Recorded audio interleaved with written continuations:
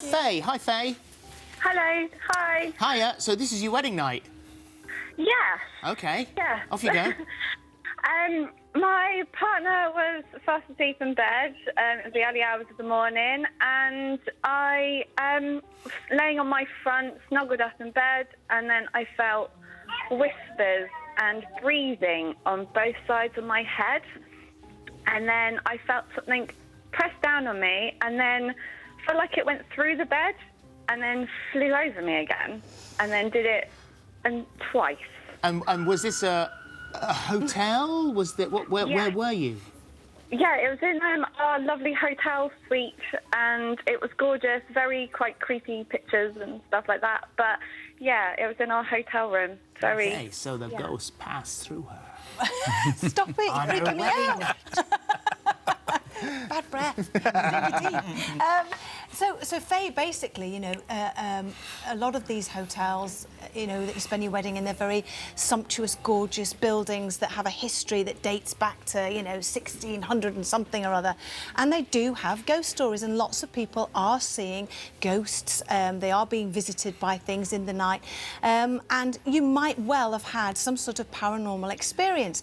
But again, you always have to look at the logical side of things, and a lot of people will report on phenomena that happens when they are about to go to sleep or when they're waking up. And something that's very, very common is this pushing down. And it's actually very logical. It's just your brain playing tricks on you. And actually, I know you probably wanted a lot of arguing, but Chris and I agree on an awful lot of this stuff. And it's a very, very common thing. And another thing that happens is and it happens with children a lot, are night terrors. And I had this, even though I wasn't a child. When you're quite stressed and you can't sleep, the right temporal lobe of your brain, you'll be dreaming something horrific, and your eyes will open and you'll see the studio as it is now, but you'll open up your eyes and you'll see that horrific image of Philip Schofield actually stood in front of you, scaring you to death, and you actually think that it's real. I actually thought there was a man crawling across the floor in my hotel room, and I thought it was absolutely real, but it wasn't. It was my brain.